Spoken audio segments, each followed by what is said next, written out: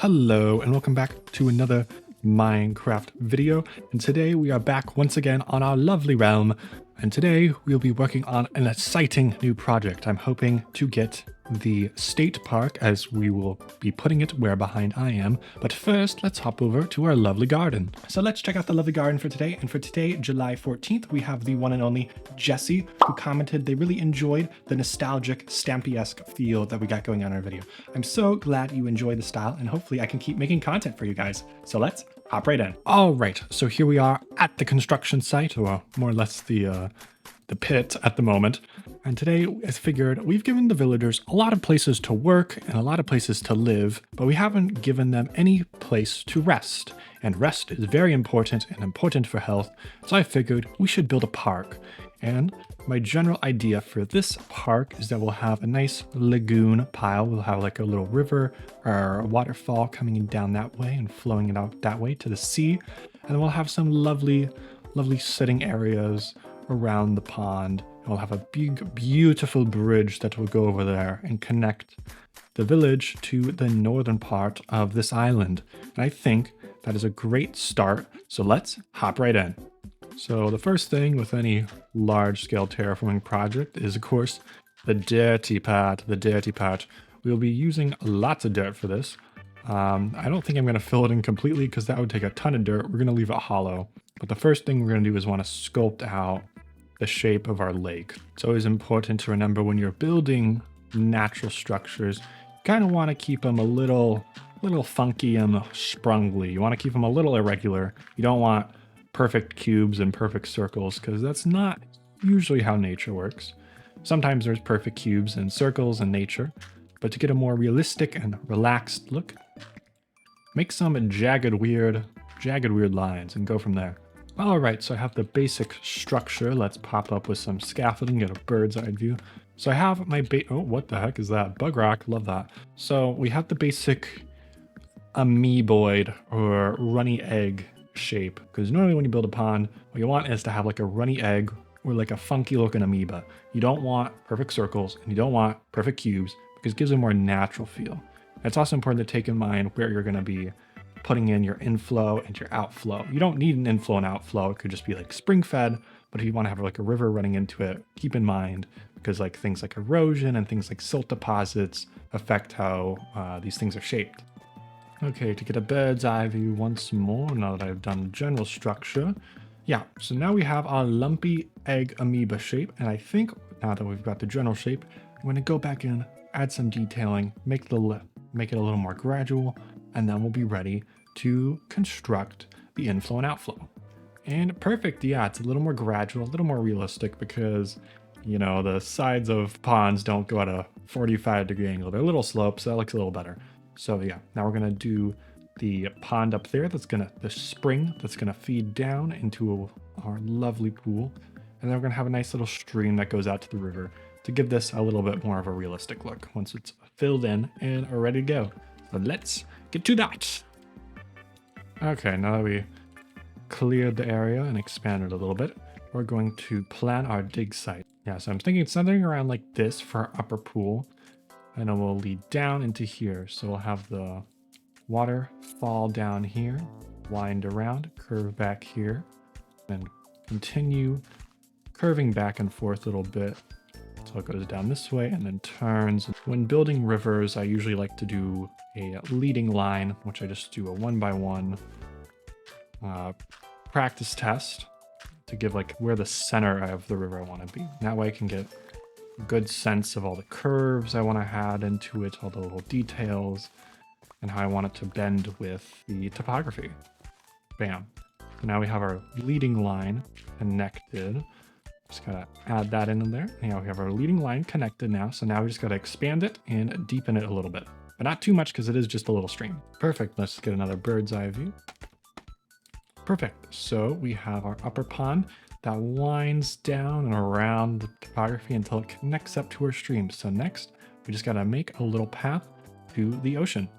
And a general tip when doing your inflow and outflow to your pond, if you choose to do so, is to make sure the inflow and the outflow make sense, because you can't have a massive inflow and then like no outflow, or massive outflow and no inflow. There needs to be balanced, otherwise the water level would fluctuate or drain out or flood. Perfect. We now have an established inflow with an upper pond or a lower pond and an outflow that goes out to the sea to make sure nothing floods and everything stays situated. So now it's just time to add water. So it's an important tip, but make sure you start filling in at the lowest level of your pond. That way all the blocks are water source blocks and you can have plants and fish and all that fun stuff. Perfect. Our main pool is now fully filled. Now just to fill up the upper stream and the upper pool. Perfect. We now have the lower pool and the upper pool fully filled. So the only thing left now is to add in the decor to the water. So first things first is, of course, the connecting these two paths, as that's the point of this. So first we're going to build the bridge, and then we're going to add in the plants, and then some sea pickles to prevent drowned from spawning, and then we'll add in the trees and some seating. And this whole area will look gorgeous. Perfect. Now that we have the outline of our bridge done, all we gotta do is add in the floorboards and the railings of it, and it'll be set to go. I think to soften the appearance, I'm going to go ahead and strip the logs, and now it'll match the oak plank flooring that we're going to do. Perfect. Now that we have the floorboards in, just to add the railings. Perfect. Now we have the railing in. The last thing to do is to add some lighting. Perfect. So the bridge to the entrance of our glorious, glorious village is now done, and I think it looks lovely. So now just to add in some greenery, and this place will look gorgeous. Perfect. I think the pond looks so much better with some nice lush greenery and coral in it. Now just add some sea pickles and we're done with the water. The sea pickles not only provide a nice, cool, pretty glow, they help prevent the number of drowns from spawning by providing a nice, natural, and affordable underwater light source block. So it's super helpful in your build, especially when you're working with water. So yeah, I think the bridge looks even better during night. Now for this part of the build, I originally was going to do my standard forest of oak, spruce, and birch, because it looks lovely. But I think since we're doing a state park and we want to dedicate this to the natural environment, we are in the acacia biome, so we might as well appreciate the savanna for its natural beauty and give some love to acacia, because I think acacia gets a lot of hate, and maybe some of that's deserved, but today we will not be doing that. We will be providing love to acacia. We'll be building a park dedicated to this tree. Perfect. I think the more dense acacia setup looks lovely, especially because it makes sense since there is a ton of water here. So it makes sense that there'd be more trees here compared to the rest of the drylands. So yeah, I think the acacia trees really bring it together. And I think it's important to show love to some of the hated on things in Minecraft every now and again. All right, so we're done. Trees planted, grass planted, pickles planted. Now it's just time to add some little seats and finally some decor for our entrance. And for these park benches, we're just going to be doing oak with oak signs for a classic Minecraft chair, the classic Minecraft park bench. And then lastly, just add some paths to finish the chairs. And as always, every park bench, it's a lovely light your way. You don't want it to be too dark when you're sitting on the park bench at night, because you don't want mobs to spawn, and maybe you want to read a book. Who knows? Some lovely park lights for our lovely park. So the last step to do is the entrance to our glorious village. So what we're going to do is we're going to have a lovely iron bar gate accented with two signs, and they will have the symbols of this village. Those two symbols, I have yet to decide. We'll figure it out. So for this, I'm going to have one gate closed and one gate probably angled inward. And just like that, we have an iron gate with a closed door and one that's slightly open, allowing for a partial closed look. We're going to have our two statues here and here. We're going to make them look like marble, so we're going to put iron armor on them like that. And then for our two symbols, I have chosen two blocks. I have chosen the orange frog light that represents progress and modernity and how we have improved this village.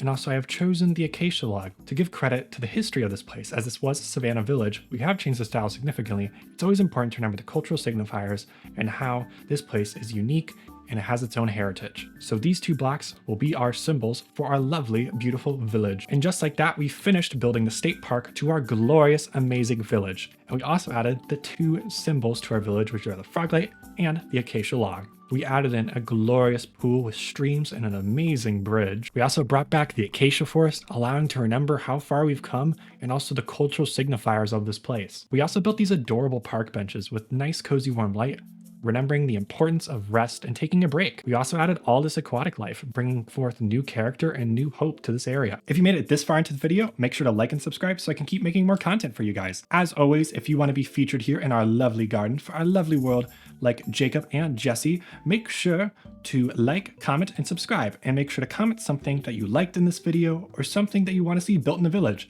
As always, I hope you have a great day and make sure to drink water. Bye-bye.